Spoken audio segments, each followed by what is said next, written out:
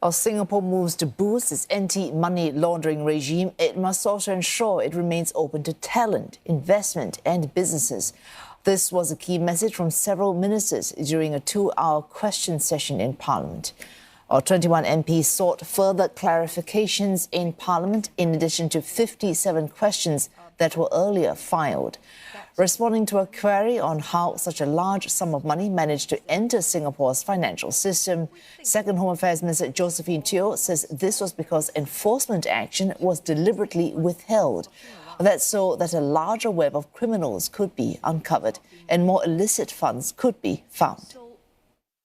Now, this ability to uncover a web of this size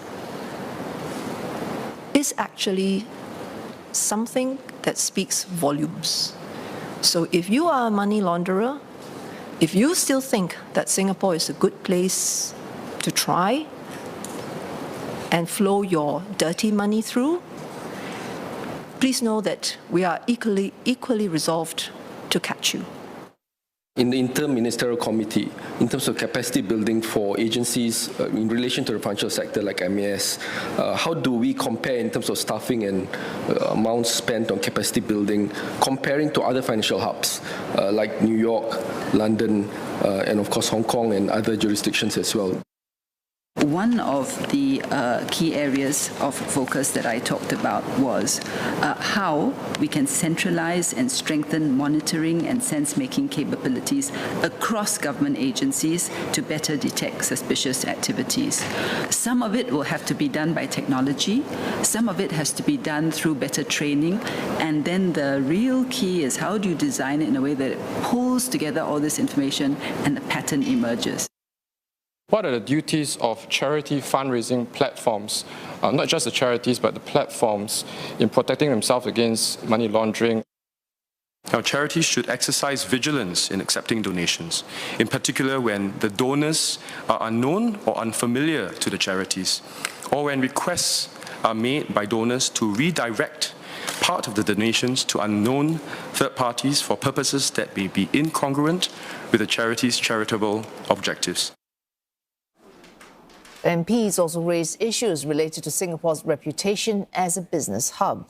Responding to a question on how some suspects had been able to obtain work passes, Manpower Minister Tan See Ling says that checks are carried out to ensure that the work pass framework is not circumvented.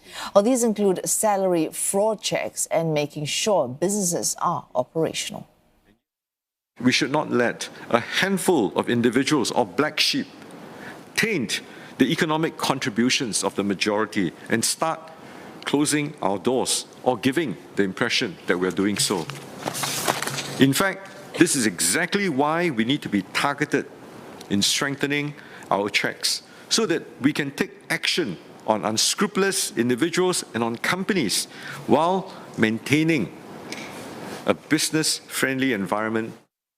Companies are increasingly wanting to domicile or headquarter their businesses in Singapore, as they see Singapore as a trusted and neutral jurisdiction where they can avoid the geopolitical sensitivity. And the newspaper, Financial FT, termed this as Singapore washing. How do we guard against companies with such intentions? Your anti-money laundering regime must be held in high regard, because if it weren't, why would it be useful to be Singapore washed?